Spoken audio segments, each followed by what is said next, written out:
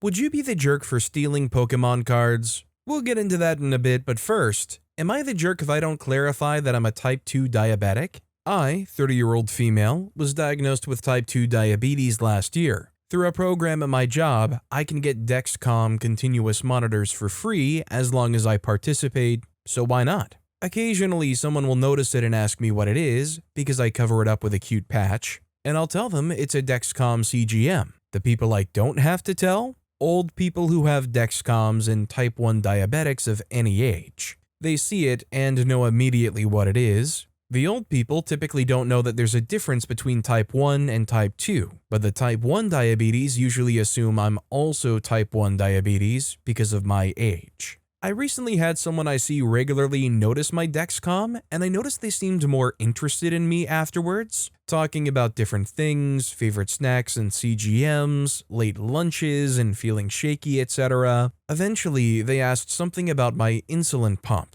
I clarified that I didn't have one. They seemed shocked and asked what I do then. I told them I'm pretty well controlled with diet, I made massive changes, and Mounjaro. Then they got snide and accused me of being a jerk by misleading them and pretending I was a type 1 diabetic and that I should have clarified that I had the diabetes that I did to myself, which is different than having diabetes done to you like a type 1 diabetic. They're avoiding me now and also pointing out to people that I'm a type 2 diabetic, not type 1. Now I'm questioning if I'm supposed to explain that I'm type 2 diabetic specifically so that I don't accidentally end up masquerading as a type 1 diabetic? OP's not the jerk. It's kind of the classic saying, when you assume, you make a... Most people will know how to finish that. OP doesn't have to explain anything to anyone about their medical information, besides maybe their doctors. I think, is it less common to see a type 2 diabetic with a monitor on? Sure, but that doesn't mean you can go around and just assume anybody you see with a monitor on is a type 1 diabetic. And also, I think it's extremely disingenuous to try to label type 2 diabetes as solely like something you did to yourself. Bubbly Chicken 9358 commented,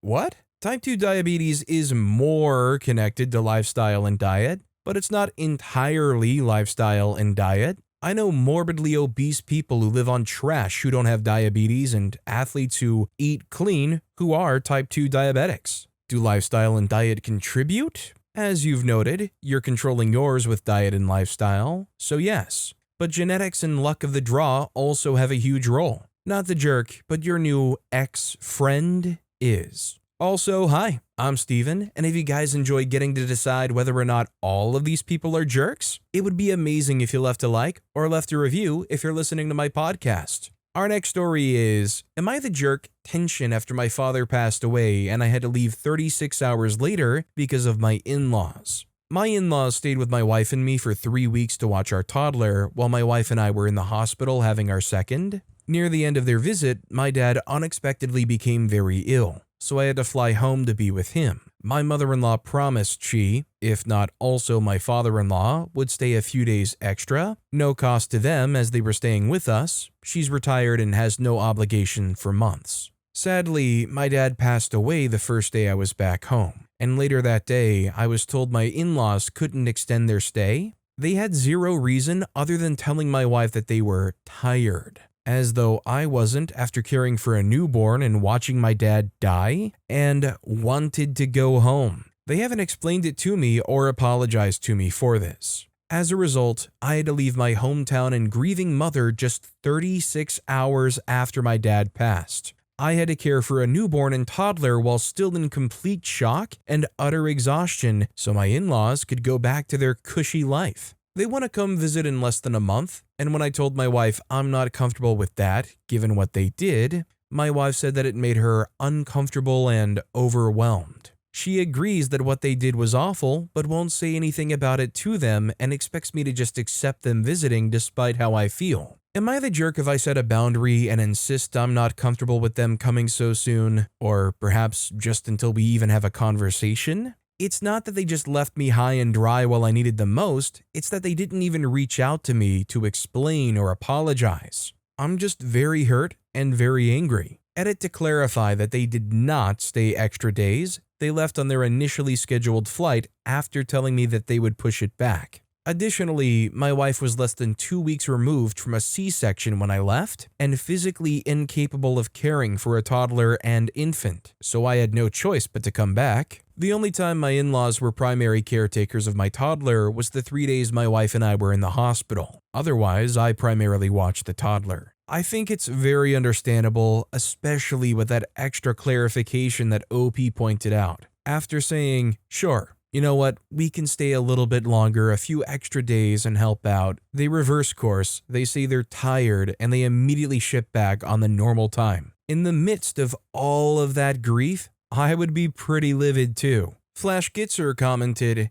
tell them you're tired and unable to properly host them. You'll reach out to them when you're ready to see them again. Actions have consequences, and your in-laws apparently never learned that lesson. Focus on your family and ignore outside distractions. This next story is, am I the jerk for telling a customer we're closing when he asks to use the ATM? Context, I work at a beer and soda store, and we had a last-minute rush just shy of closing time at 5. It's a Sunday, so we close sooner than typical. Our location is right next to a grocery store that provides cash back and has an ATM. Interaction, an older fellow heads straight back to the bathroom at approximately 4:56, and we notified him that we would be closing soon. A few minutes pass by, and it's 5:01. He finishes his business and asks some questions about products, and we point out some items that are in the walk-in cooler. The fellow goes to check out things, and around 5:06 comes out with a rather slow pace, unbothered by the time.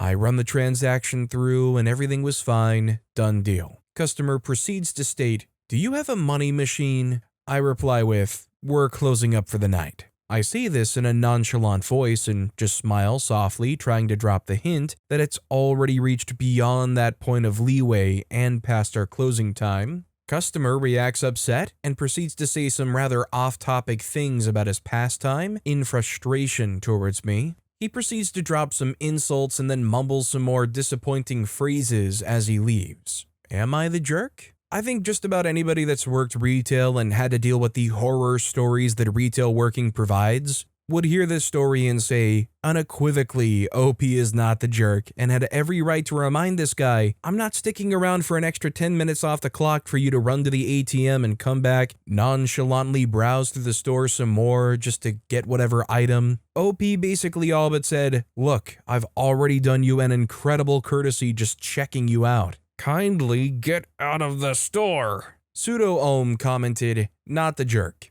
Anyone saying you're the jerk has never worked retail or customer service. Those who don't observe the time stores close and or stick around after are awful. Reinforcing your store's closing time is something you have to do, otherwise those people will never leave. Your time is important. Our next story is, am I the jerk for asking husband to stop adjusting openly in public? My husband, 60, scratches and adjusts himself multiple times an hour. I've requested that if he needs to adjust when we're in public, to do it behind me or to face me. I've brought this up twice over the course of multiple years. He gets upset and defensive. I don't want to hurt his feelings, but it seems excessive. I should note that I was raised with 4 older brothers and have never seen them, my dad, uncles, teachers, coworkers, etc., ever adjust openly. Should I suggest different underwear? He wears loose cotton boxers. Leave out baby powder or Gold Bond powder? I don't want to be the jerk, but not a fan of the adjusting. AITA, he wears loose cotton boxer briefs. He hates to wear anything even slightly snug. Shirts, underwear, jeans, etc.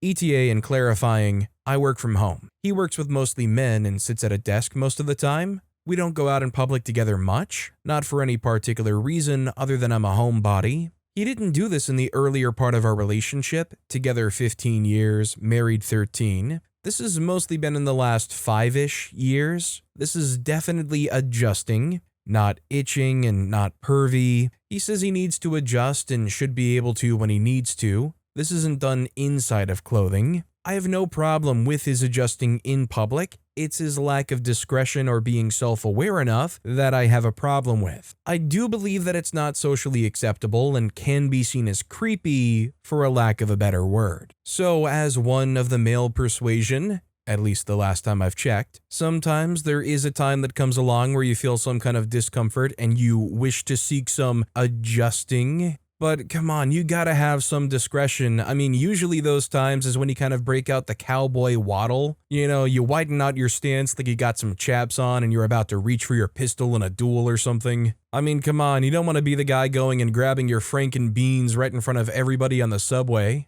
Linda with a 1 commented, "My sister's husband used to have a habit of doing the same. All of our family and friends noticed and we all talked about how gross it was. We came up with a plan. Every time we were together and he did that, the first to notice would immediately put a hand to our crotch and others all followed along until we all sat or stood holding our crotch. It didn't go over very well, but the more we did it, the more he realized just how often he was yanking his crotch. He soon stopped his nasty habit, and now he's the first to notice other men who do it." Our next story is, "Am I the jerk for not eating the spaghetti my boyfriend made?" I'm going to keep this simple. Me, 24-year-old female, and my boyfriend, 23-year-old male, have been together for about 4 years now, going on 5. We live together and both of us cook every now and then for each other. I absolutely cannot handle anything spicy. Sorry if I'm a wuss, but it just ruins any food for me. My boyfriend knows this, and every single time he cooks, he makes it spicy. He thinks I won't notice because he puts other things in it and denies it every time I ask him if he did.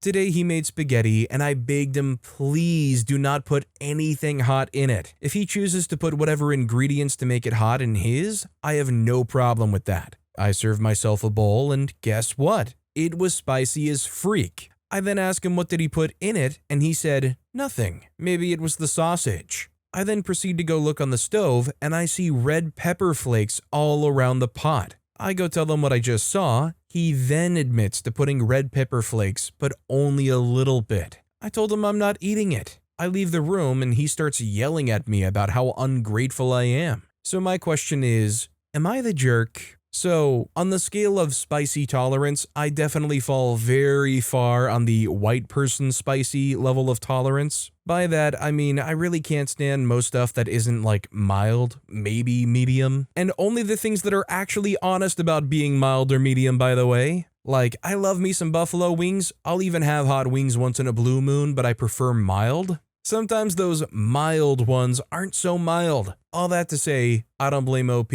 If you can't tolerate it, you can't tolerate it. A pocket full of cows commented, not the jerk. Are you sure you want to be with someone who treats you like this? I have a lower spice tolerance than my partner. Whenever my partner makes shared food, they always keep that in mind. Similarly, when I cook for us, I keep my partner's preferences in mind. That's how it should be in a healthy, loving relationship. Our next story is, am I the jerk for demanding my stepbrother start seeing his son again before I give him money for his pregnant girlfriend? My 40-year-old male, stepbrother, 32-year-old male, has a son, 4-year-old male, from his previous marriage to Emily, 29-year-old female. Their relationship after the divorce has been turbulent, to say the least. He used to be more involved in his son's life, but last year they had a dispute over child support, and since then he hasn't really seen him. I've tried to help them patch things up for the sake of the kid, but it's been impossible. I stay in touch with Emily and occasionally see her and the child. I also cover the boy's healthcare. Last month, my stepbrother called me. He's been dating his current girlfriend, 25, for a couple of months, and he told me she's pregnant. They're genuinely happy about it. I tried to be supportive, but I felt it was questionable that he was jumping into having another child so quickly. The bigger issue came when he asked me for money, something he does occasionally, saying he needed help supporting his girlfriend through the pregnancy because she doesn't have a job and his salary is low. I was frustrated by the whole situation but tried to approach it constructively. I offered to help financially with the pregnancy if he repaired his co-parenting relationship with Emily and started seeing his son regularly again. I even offered to help with his child support arrears. He got offended. He insisted that he obviously wanted to see his son, but claimed it was entirely Emily's fault that he hadn't. He said he needed to focus on his girlfriend and the upcoming baby right now, and that it wasn't the time to deal with his issues with Emily. He said he might revisit them after the new baby is born. I told him that wasn't acceptable, and that if he stayed in that position, I couldn't help financially. He got really upset and accused me of not caring about him or his new family and of siding with Emily, which isn't true. So the bottom line here is it's almost kind of an investment for OP.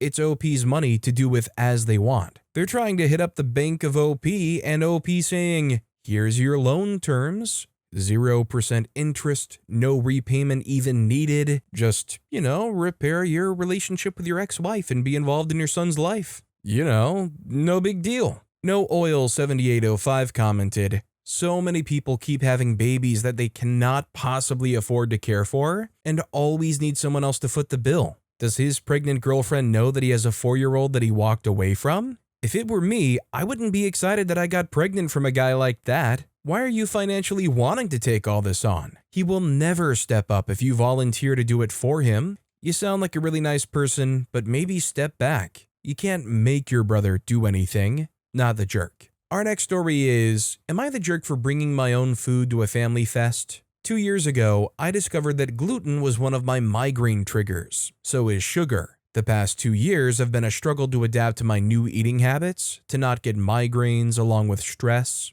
I have a chronic migraine and it's been heck for the past 15 years. I've tried so many prescriptions from doctors, got scanned in my brain for blood clots, tried everything to ease my pain, to cold caps, Zoc relief, massage, cold bath, NADA, and so on. But nothing ever really helped. Then 2 years ago, I went to a retreat weekend. The food they served were gluten and lactose free. I felt the very best I've been in a very long time. So when I got home, I studied recipes for gluten-free food. I went to my doctor's and took a test to see if I was allergic to the gluten, but it showed negative, and she said that gluten could be one of my triggers to migraine. So I searched for food with no gluten and began a new lifestyle. I also began to bring my own food to the family gatherings at birthdays and holidays. My mother-in-law got very offended and asked if I didn't like her food. Of course not. I will admit the first year was a struggle to adapt, and I did cave in sometimes when I was offered a delicious cake with gluten and sugar. What can I say? I'm only human, and I've been used to regular food for 40 years. My husband and I have many times explained to our families what gluten does to me, but his family doesn't really get it. So I bring my own food. And sometimes it's 10 times more delicious that some of our family members want to taste a little. And then the last time we got to my father-in-law's birthday party, I saw that they had warmed some gluten-free buns and I got so happy. But my mother-in-law was quick to say that they weren't for me, it was for our niece. Her first grandchild, she's 24, my husband's niece. She had just found out that she's allergic to gluten, and if she eats gluten, it can get so bad that she can't have children, she applied. Luckily, I had my own gluten-free bread with me, and I said, I'll just eat some of my own bread then. And my mother-in-law was quick to say that she'll warm some more buns for me then, with an irritated gesture. My husband heard it all and defended me by saying, oh, so just because my wife is in her mid-40s and we're done having kids, then it's okay for her to eat gluten buns? He was so mad, and I was so sad that they didn't take me seriously for my health. So, am I the jerk to bring my own food? Don't get me wrong, I do love my in-laws, and they love me, but sometimes they can be a little too much blindsided. In my opinion, OP is definitely not the jerk, and I love, and I would think that everybody else at these parties would love, that OP is going out of their way to make sure that they have food there that works for them and doesn't even try to put the burden on the host to provide some gluten-free options. If anything, OP should be like the least complicated and hated and grief-given person there. I mean, the host has to do next to nothing for OP. Bill Plastic 3759 commented, not the jerk. It sounds like your mother-in-law likes to be in control. Continue being the rebel, and good for you for being proactive with your own health. Perhaps you can make some food for your niece to have as well at the next gathering. Our next story is, am I the jerk for not separating drinks in a cooler? Last weekend, I hosted a small barbecue at my house. I invited a few friends and some neighbors since the weather was nice. One of my neighbors brought their young kid, who's about 8 years old. I set out food, drinks, and a cooler with beer and soda. Everything was going fine until I noticed the kid had taken one of the beers from the cooler. I immediately took it away and told him that it wasn't for him. The neighbor got upset and said that I shouldn't have put alcohol where kids could reach it. I was confused because the cooler was sitting on the patio next to the grill, clearly full of beer cans, and I didn't expect an 8-year-old to just grab one without asking. I told the parent that they should be keeping an eye on their child. The parent got defensive and left early with the kid. Now, word has gotten around to some of the other neighbors, and I feel like people are whispering about me being careless. I feel bad because I didn't want anyone to feel uncomfortable at my house, but at the same time, I don't think it was my responsibility to child-proof everything when there were parents right there. So am I the jerk for not separating the beer cooler from the rest of the food at my barbecue, or should the parent have been more responsible for watching their child? Could OP have done a better job of locking up the beer and making it harder for kids to get to? Sure, but did OP actually do anything out of line here? I don't think so. Like Borderline TG commented, a neighbor's barbecue is not free childcare. They should have been watching their child. Rather than apologizing for their child taking without asking, they tried to shift the blame to you, not the jerk. Our next story is, am I the jerk for stealing back Pokémon cards my fiance's nephews took and possibly taking extras? Hello all, I'm keeping this off of my main as my family members know my account and I don't want them asking me about it just yet. To set the background, I'm 29-year-old female, my fiancé is 31-year-old male, and I have 3 children, 8-year-old female, 7-year-old female, and 5-year-old male. Sometime last year, my daughter Summer, the 8-year-old female, started collecting Pokémon cards that her bio dad would gift her during visitation. I haven't kept up with the fandom as I aged, but collected coins as a kid and loved the idea of helping my daughter grow her collection. I've also supplemented the collection from lucky Goodwill finds. It's about 5 binders worth of cards, with cards from between 1995 to 2018 generally, and some are very rare. My sister-in-law asked my fiancé if we could babysit her 2 sons, Peter, 8-year-old male, and Paul, 7-year-old male, while out of town for the weekend, as she has to pick up her husband's nephew for something. I was not keen on this for a few reasons, being Peter has to attend an alternative school for anger issues and outbursts, and though they have become less frequent, I wouldn't know how to handle it if something happens. Peter has had issues in the past with stealing money from my fiancé and I when we would leave cash out in our room. His mom would get defensive about it, but $10 was never something I would die on a hill for, so I'd usually drop it. Peter's also tried stealing my daughter's Pokémon cards in the past, or my Dragon Ball Z cards. I took them back, but it blemished my relationship with my sister-in-law a tad. Despite all this, I hoped the weekend could go smoothly as she needed the help. So me and fiancé agreed. However, last night while I was at work, Summer called me and asked if she could give her Pokémon cards to Peter. I could hear Peter whispering in the background. I was very clear in saying no because I couldn't advise if there would be a fair trade or if he would take the more valuable cards. Later, I asked my daughter if she really wanted to give him the cards, and she said no. This morning while tidying up my daughter's room, I saw all the Pokémon binders out.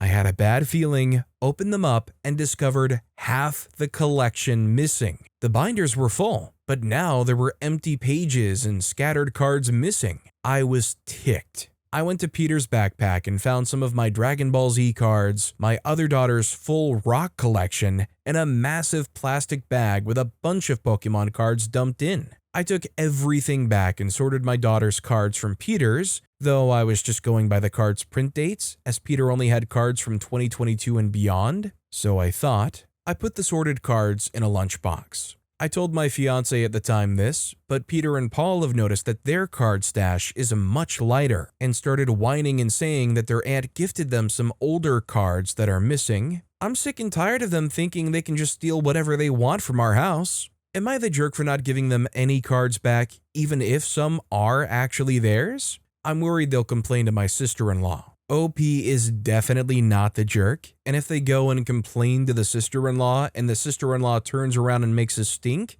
she can come back and get the cards back for their kid when they provide proof of what rare or older cards they got for them. And frankly, considering all the stuff and money that they stole from OP already, I think it's more than fair that they donate back some of their cards. Trinaranus2695 commented, "Not the jerk. Honestly, the petty in me says if you accidentally had a few of his cards, it's karma for being a little terrorist. If he complains to his mom, I hope she lets him know that these are the consequences of being that way and hope he learns a lesson. If mom comes at you instead, It sounds like a perfect segue to the conversation regarding no future babysitting. Our next story is, am I the jerk for not communicating during my daughter's procedure? So recently, my 2-year-old had an endoscopy to diagnose possible celiac disease. That day, I had to travel to another town, and I was highly stressed. What was supposed to be a 2 to 3 hour visit ended up closer to 5. I also have a pre-kindergarten child that I needed picked up. 2 o'clock hit, and I was still an hour away.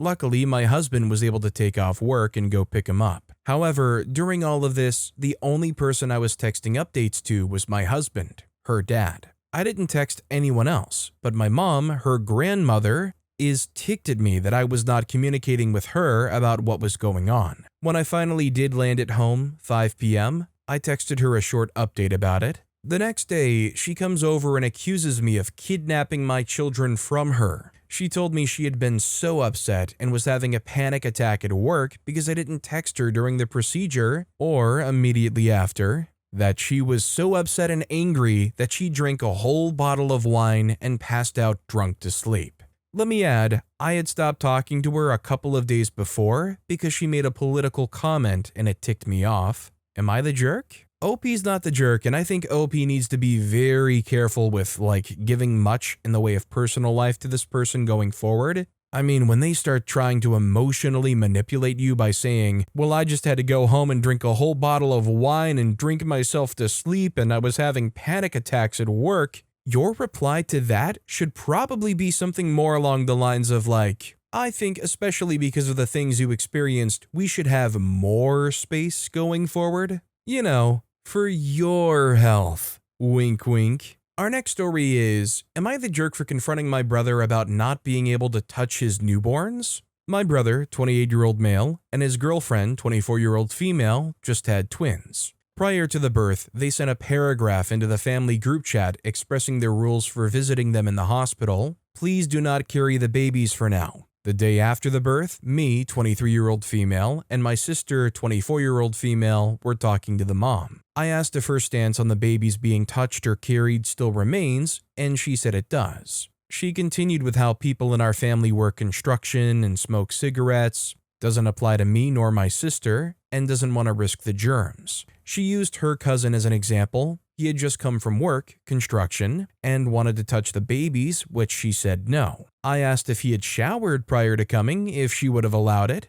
She nodded no. Last night, I was showing my boyfriend the photos I took of the twins when I received a notification from the family group chat. I immediately clicked to see it. It was a video with this caption: "Uncle came to visit the babies." I played the video and it showed the mom on the hospital bed with a baby in the bassinet next to her. Her brother is standing over the bassinet reaching in and touching her head as you hear the mom saying, "Isn't her head soft?" When the video suddenly disappears. The video and message were unsent. Immediately, a picture is sent instead with the same caption. This all happened in a matter of seconds. The photo is the same situation as the video, except her brother has his hands behind his back, and the mom is holding on to the bassinet. I immediately called my sister to tell her. We were both angry. We texted our brother saying that we saw the video, and he never responded while being active in other chats. Some background: throughout the pregnancy, they vocalized not wanting anyone to touch the kids. My brother had told me that he was struggling to find the words to tell my mom that she wasn't going to be allowed to touch or carry the kids. There have been times where my brother tells us one thing until he hears his girlfriend say something else and changes his mind. Twins' grandmother on the mom side is carrying the babies, feeding, touching, etc. I can kind of understand only trusting your mother to care for your kids. I still find it unfair for my mother, who is just as much a grandmother, but her 17-year-old brother, who they always complain about going out clubbing every night until 5 a.m.? My sister works an office job, and I'm not even working because I moved away and went to visit for this reason only. Present, my sister and I confronted my brother over the phone today. He was alone, and he just said that her brother was able to touch one of them because he simply asked and the mother allowed him to. He said we could have gone freshly showered and asked. We said no because we were respecting their very much communicated boundaries. I'm upset because why does her mom and brother get to touch them, but not my brother's mom or sisters? Am I the jerk for confronting or coming at him for that?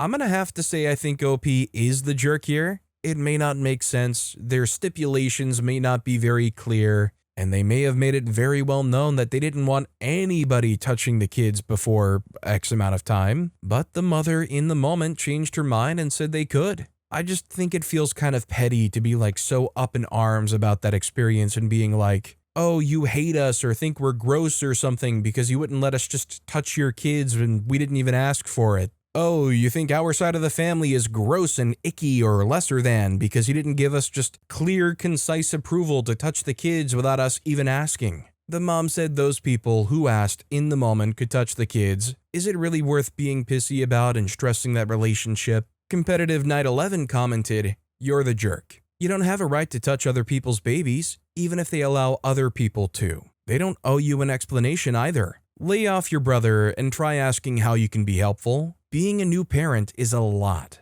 But with that being said, that's all the time we have for today. Now, if you want to hear another absolutely crazy Am I the Jerk Here story, check out that video on the left. Or if you missed my latest video, check out that video on the right. That said, I'll see you all next time with some more stories.